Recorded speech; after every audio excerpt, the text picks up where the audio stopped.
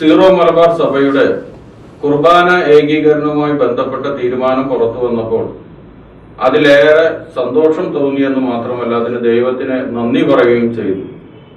കാരണം കുർബാന ഏകീകരണം സീറോ മലബാർ വിശ്വാസി സമൂഹത്തിന്റെ വളരെ കാലത്തെ പ്രതീക്ഷയും ആഗ്രഹവും പ്രാർത്ഥനയുമായിരുന്നു. സീറോ മലബാർ സഭയുടെ മേജർ ആർക്കി എപ്പിസ്കോപ്പൽ അസംബ്ലിയിൽ 2 തവണ പങ്കെടുക്കാനുള്ള അവസരം ദൈവാനുഗ്രഹത്താൽ എനിക്ക് ലഭിച്ചിട്ടുണ്ട്. ആ 2 തവണ പങ്കെടുത്തപ്പോഴും അവിടെ പ്രധാനമായും വിശ്വാസി സമൂഹവും അതുപോലെ തന്നെ വൈദിക മതമേലധ്യക്ഷന്മാരും വൈദികരും സന്യസ്തരുമെല്ലാം ഒരേ സ്വരത്തിൽ പറഞ്ഞിരുന്നത് എത്രയും പെട്ടെന്ന് എല്ലാ രൂപതകളിലും നടപ്പാക്കാവുന്ന രീതിയിൽ ഏകീകൃതമായ ഒരു കുർബാന ക്രമം നമ്മുടെ സഭയ്ക്ക് വേണം എന്ന് തന്നെയാണ്. അതുപോലെ തന്നെ തൃശൂർ അതിരൂപതയുടെ പാസ്റ്റർ കൗൺസിൽ വളരെ കാലങ്ങളായിട്ട് അംഗമായിട്ടിരിക്കുവാൻ എനിക്ക് സാധിച്ചിട്ടുണ്ട്. അങ്ങനെ പാസ്റ്റർ കൗൺസിൽ യോഗം ചേരുന്ന അവസരങ്ങളിൽ അവിടെയും ഉയർന്നു വന്നിരുന്ന ആവശ്യം ഈ കുർബാന ഏകീകരണം തന്നെയായിരുന്നു. ഇതിനു പുറമെ സീറോ മലബാർ സഭയുടെ സ്ഥാപക ദിനമായ മാർത്തോമ ദിനത്തിൽ ജൂലൈ 3-ാം തീയതി സഭാ ആസ്ഥാനത്ത് സെന്റ് തോമസ് മൗണ്ടിൽ പോകുന്ന അവസരങ്ങളിലെല്ലാം അവിടെയും പ്രധാനമായും ചർച്ച ചെയ്തിരുന്ന വിഷയം നമ്മുടെ കുർബാന ഏകീകരണം എന്ന വിഷയം തന്നെയായിരുന്നു.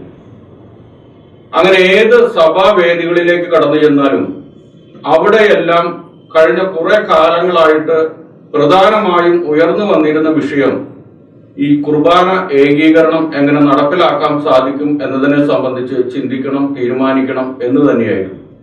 അതുകൊണ്ട് തന്നെ വളരെ കാലത്തെ ചർച്ചകൾക്കും വിശകലനങ്ങൾക്കും പ്രാർത്ഥനയ്ക്കും ശേഷം കുർബാന ഏകീകരണം സാക്ഷാത്കരിക്കാൻ പോകുന്നു എന്ന് കേട്ടപ്പോൾ ഓരോ സീറോ മലബാർ വിശ്വാസിമാരെ സന്തോഷിച്ചിട്ടുണ്ടാകണം എന്ന് തന്നെയാണ് ഞാൻ വിശ്വസിക്കുന്നത്.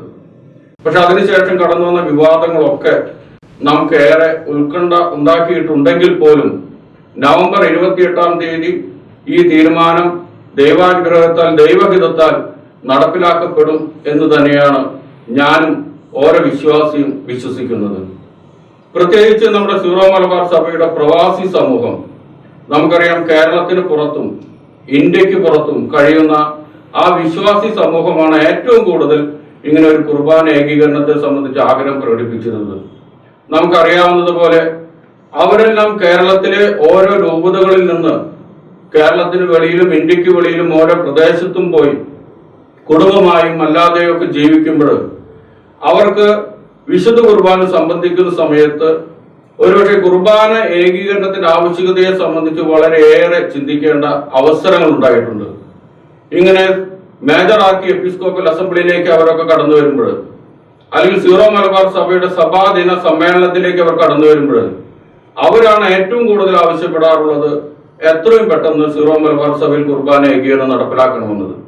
കാരണം വ്യത്യസ്തമായ കുർബാന രീതികളിൽ പങ്കെടുത്ത് ഇങ്ങനെ വിവിധ പുറത്തുള്ള രൂപതകളിലും സ്റ്റേഷനുകളിലും ഇടവകളിലൊക്കെ കുർബാനയിൽ സംബന്ധിക്കുമ്പോൾ അവിടെ തർക്കങ്ങളും ചില സംഘർഷങ്ങളൊക്കെ പതിവായി മാറുന്ന പല സംഭവങ്ങൾക്കും ഒരു സാക്ഷ്യം വഹിക്കേണ്ടി വന്നിട്ടുണ്ട്. അതുകൊണ്ട് വിശുദ്ധ കുർബാന ഏകീകരണം ഒരുപക്ഷെ ഏറ്റവും കൂടുതൽ സ്വീകാര്യമായിരിക്കുന്നതും ഏറ്റവും കൂടുതൽ അതിനെ സംബന്ധിച്ച് ആ കുർബാന ഏകീകരണത്തെ സ്വാഗതം ചെയ്യുന്നതും നമ്മുടെ പ്രവാസി സമൂഹമാണ് എന്നതും നമുക്ക് മറക്കാൻ കഴിയില്ല. വിശുദ്ധ കുർബാന ഏകീകരണം വഴി ഒരുപക്ഷെ നമ്മുടെ സഭയിൽ ഐക്യം ഊട്ടിയുറപ്പിക്കുന്നതിന് ഏറെ സാധിക്കുന്നു എന്നതും നമുക്ക് മറക്കാൻ കഴിയില്ല. വിശുദ്ധ ബലിപീഠത്തിൽ ഐക്യം ഒരുപക്ഷെ ഒരു സഭാ ഐക്യത്തിന് ഏറ്റവും ആവശ്യമായ ഒരു സാഹചര്യം കൂടി ഇന്ന് നിലവിലുണ്ട്. നമ്മുടെ സീറോ മലബാർ സഭയെ സംബന്ധിച്ചിടത്തോളം നമ്മുടെ ആത്മീയ പരിപാലനം നടത്തുന്നു എന്നതോടൊപ്പം തന്നെ നമ്മുടെ സഭ ഈ സമൂഹത്തിൽ ചെയ്യുന്ന ഒട്ടേറെ സേവനങ്ങളുണ്ട്. ആദര ശുശ്രൂഷ രംഗത്ത്, വിദ്യാഭ്യാസ രംഗത്ത്, സാംസ്കാരിക രംഗത്ത്, സാമൂഹ്യ ക്ഷേമ മേഖലയിലെല്ലാം തന്നെ ഒട്ടേറെ സംഭാവനകൾ നൽകുന്ന നമ്മുടെ സഭയിൽ ഐക്യം നിലനിൽക്കേണ്ടത് ഏറ്റവും ആവശ്യമായിട്ടുള്ള ഒരു സാഹചര്യമാണ്. ആ ഐക്യം നമ്മുടെ ബലിവേദികളിൽ നിന്ന് തന്നെ തുടങ്ങുന്നു, ബലിവേദികളിൽ നിന്ന് തന്നെ തുടങ്ങുവാൻ കഴിയുന്നു എന്നതായിരിക്കും ഒരുപക്ഷെ ഏകീകൃത കുർബാന അർപ്പണം കൊണ്ട് നമുക്ക് കൈവരുന്ന വലിയൊരു അനുഗ്രഹം എന്ന് ഞാൻ വിശ്വസിക്കുന്നു. ആ ബലിപീഠത്തിൽ നിന്നുള്ള ഐക്യം നമ്മുടെ സഭയിൽ ഐക്യം ഊട്ടിയുറപ്പിക്കുന്നതിന് കാരണമാകട്ടെ എന്ന് ഈ അവസരത്തിൽ പ്രത്യേകമായിട്ട് പ്രാർത്ഥിക്കുവാൻ ഞാൻ ആഗ്രഹിക്കുകയാണ്. ഇന്ന് പല അൽമായ നേതൃരംഗത്ത് പ്രവർത്തിക്കുന്ന ആളുകളുമായിട്ട് ചർച്ച ചെയ്യുവാൻ, ഈ വിഷയവുമായി ബന്ധപ്പെട്ട് ചർച്ച ചെയ്യുവാനുള്ള അവസരം എനിക്ക് ലഭിച്ചിട്ടുണ്ട്. ഈ അടുത്ത ദിവസം നമ്മുടെ സഭയിലെ വിവിധ രൂപതകളിലെ പാസ്റ്റർ കൗൺസിൽ സെക്രട്ടറിമാർ, നമുക്കറിയാം, അവർ അൽമായ സമൂഹത്തിന് നേതൃത്വം നൽകുന്നവരാണ്. അവരെല്ലാം ഐക്യത്തോടെ ഒറ്റക്കെട്ടായിട്ട് പറഞ്ഞു, ഈ കുർബാന ഏകീകരണ അർപ്പണം നാം സ്വീകരിക്കേണ്ടതാണ്. അതുപോലെ മറ്റു അൽമായ നേതൃരംഗത്ത് പ്രവർത്തിക്കുന്ന കത്തോലിക്ക കോൺഗ്രസിന്റെയും ഇതര സംഘടനകളുടെയും ഭക്തസംഘടനകളുടെയും എല്ലാം നേതൃരംഗത്തുള്ള ആളുകളും ഒക്കെയായി സംസാരിക്കുവാൻ, ചർച്ച ചെയ്യുവാൻ എനിക്ക് അവസരം ലഭിച്ചിട്ടുണ്ട്. അതുപോലെ പല വീടുകളിലും സാധാരണക്കാരുള്ള ആളുകളോട്, അതുപോലെ നമ്മുടെ അമ്മമാരോട്, സഹോദരിമാരോടൊക്കെ ചർച്ച ചെയ്യുവാനായിട്ടുള്ള അവസരം ലഭിച്ചിട്ടുണ്ട്. അവരെല്ലാം തന്നെ ഒറ്റക്കെട്ടായി പറയുന്നത് നമ്മുടെ കുർബാന ഏകീകരണം നമ്മുടെ സഭയെ ശക്തിപ്പെടുത്തും, ഐക്യത്തിൽ നിലനിർത്തും.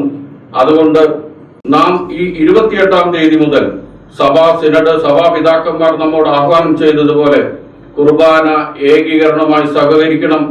അങ്ങനെ ഐക്യത്തോടെ മുന്നോട്ട് പോകാൻ നമുക്ക് സാധിക്കണം. അതിന് കഴിയട്ടെ എന്ന് ദൈവത്തോട് പ്രാർത്ഥിക്കുകയും ചെയ്യുന്നു.